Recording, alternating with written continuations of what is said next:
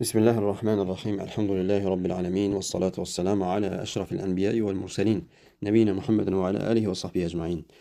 Kıyametin böyük alametlerinden biri de dabbatul arz deyilən bir varlığın ortaya çıxmasıdır. Yəni heyvanın ortaya çıxmasıdır. Və bu günəşin məğribdən doğma hadisəsindən eyni vaxtla və ya dərhal ondan sonra baş verir. Və Allah Subhanahu wa Taala bu barədə bizə xəbər verir ki, Nəml surəsinin 82-ci ayəsində وإذا وقع القول عليهم أخرجنا لهم دابة من الأرض تكلمهم أن الناس كانوا بآياتنا لا yuqinun. Allah Teala buyurur ki, o söz, yəni qiyamət günü onların başlarının üstünü aldığı zaman, yəni o qiyamət gününün əsnasında az qalmış onlar üçün yerdən elə bir heyvan çıxardarıq ki, onlarla danışıb insanların ayələrimizi yəqinliklə inanmadıqlarını söyləyər. Və bu varlığın ortaya çıxması İbn Kəsir rahimehullah buyurur ki, özünün təfsirində bu heyvan axır zamanda insanlar fəsada uğradıqda, Allahın əmrlərini tərk etdikdə və haqq dini dəyişdikdə Məkkə tərəfdən və yaxud da Məkkədən ortaya çıxacaq, yəni yerdən çıxacaq. Və bu heyvanın keyfiyyəti barəsində alimlər deyirlər ki, bu heyvanın keyfiyyəti barəsində qəti dəlil yoxdur. Sadəcə onun sifətlərindəndir ki, Allah Teala zikr edir ki, tukallimuhum ennən-nas. Yəni insanlarla danışacaq və onun danışan olması onun sifətlərindəndir. Və bu varlıq insanları mömin və kafir deyə iki qrupa ayıracaq. Yəni qəlblərində iman olanları möminlər deyə və kafir olanları isə onları damğalayaraq, möhürləyərək, yəni damğa basaraq və onları da nə edəcək? Kafirlər olaraq ayıracaq.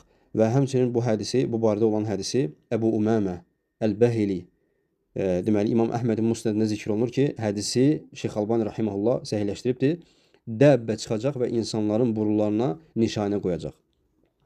Sonra deyir, onlar sizinlə yaşayar, hətta bir adam bir dəvə satın aldıqda ondan soruşarlar ki, bunu kimdən aldın? O da deyər ki, nişanə qoyulmuşlardan birindən deyə cavab verər. Yəni, o deməkdir ki, kafirlərdən. Yəni, kafirlərə nişanə qoyulacaq və bu zaman möminlə kafir artıq bəlli olacaq. Və bu varlığın, deməli, bu heyvanın keyfiyyəti barəsində, yəni varlığın özü barəsində bəzi alimlərdən bəzi nəqillər gəlsə də və doğrusunu Allah bilir. Məsəl üçün bunlardan Qurtubi rahimehullah buyurur ki, bu öldürülən Salih əleyhissalamın dəvəsidir. Bəzi alimlər, bir qrup alimlər deyirlər ki, bu cəssəsədir. Necə ki, Təmim ibn Əvs Əd-Dərimi radiyallahu anhunun nəql etdiyi bir qissə, yəni onun Dəccalla görüşməsi qissəsidir və orada Cəssəs adlı bir varlığa rast gəlirlər. Bəzi alimlər deyirlər ki, bu varlıq yerdən çıxan varlıq o Cəssəsədir və doğrusunu Allah bilir. Bu barədə yəni dəqiq bir məlumat yoxdur. Sadəcə onun qiyamətə yaxın çıxması və insanlarla danışıb onları nişanələməsi varid olmuşdur. Və bundan sonra qiyamətin böyük əlamətlərindən biri də və demək olar ki, sonuncusu od hadisəsidir, yəni odun çıxması. Və Allah Resulü sallallahu aleyhi və səlləm Buxar Müslimin rəvayət etdiyi hədisdə buyurur ki, Yəməndən çıxacaq bir od ki, insanları bir yerə toplayacaq. Və bu od Yəmən tərəfdən çıxacaq. Yəni tərəf olaraq, yön olaraq. Və insanlar Şama doğru toplaşacaqlar. Necə ki, İbn Həcər rahimehullah Fəthül Bəridə Buxarinin şərhində bunu qeyd eləyir. Və İmam Nəvvi rahimehullah Muslimin şərhində buyurur ki, həmin od onları, yəni o qədər əzəmətli bir od olacaq ki, insanlar ondan qaçacaqlar. Və həmin od onları məhşərə doğru toplayacaq. Yəni qiyamət günü diriləcəkləri yerə doğru onları toplayacaq. Və bu toplanmadan qabaq artıq möminlərin canı alınmış olacaq. Artıq möminlərin canı alınmış olacaq. İmam Müslim rəvayət etdiyi bir hədisdə Allah Resulü sallallahu aleyhi ve sellem buyurur ki, Allah Şam tərəfindən bir külək göndərər. Allah Şam tərəfindən bir külək göndərər. Və o külək hər bir möminin canını alar. Və yer üzərində elə insanlar qalacaqlar ki, onlar heyvanlar kimi cütləşəcəklər. Və qiyamət onların üzərinə qopacaq. Allahdan afiyət dilərik. Və Allah Resulü sallallahu aleyhi və səlləm başqa bir hədisdə, Buxarı Müslimin rəvayət etdiyi hədisdə buyurur ki, bir od Yəmən tərəfindən çıxacaq və insanları toplayacaq. Onlar gecə və gündüz harda dayansalar, od da orada dayanacaq. Gündüz istirahət etdiklərində od dayanacaq, qalxıb hərəkət etdiklərində isə od onları təqib edəcək.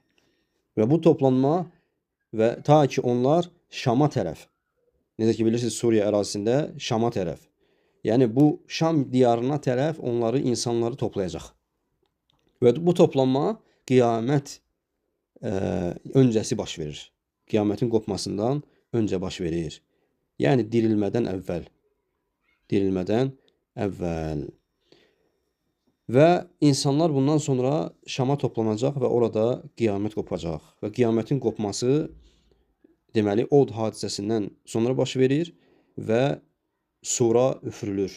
Və sonra Allah Taala'nın əmri ilə İsrafil sura üfürəcək. Və bu üfürülmə 2 dəfə baş verir. Birinci üfürülmədə Allah Subhanahu wa Taala yer üzərində olan hər bir kəsin canını alacaq. Yer üzərində olan hər bir kəsin canını, yəni yer üzərində elə bir varlıq qalmayacaq ki, o yaşamış olsun.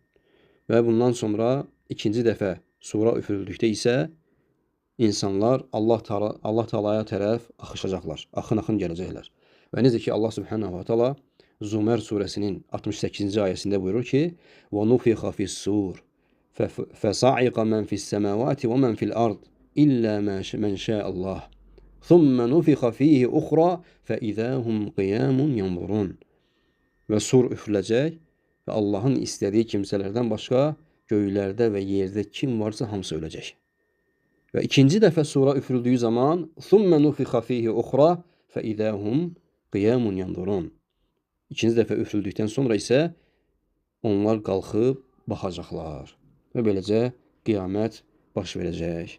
Və Allah Taala'dan diləyirik ki, Rəbbimiz Azza və Cəllə bizi bu dünyada imanla yaşayıb, imanla ölən və qiyamət günü qalxdığımız zamanda o vaxt ki, o vaxtda nə bir övlad, nə bir var dövlət, oğul, uşaq, heç bir şey fayda vermədiyi vaxtda yalnız insanların xeyir əməlləri, salih əməlləri və səlim qəlbləri onlara fayda verəcək. Allah Taala'dan diləyirik ki, bizi o kəslərdən etsin, əməlləri fayda verən kəslərdən etsin, qiyamət günün dəhşətindən qorusun və o vaxtlarda bizim, yəni qiyamət günü insanlar diriləcəyi vaxtda bizlərin qədəmlərimizi sabit etsin, bizi hər cür qorxudan əminamanlıq da etsin. Allahümmə amin. Velhamdülillahi Rabbil alemin.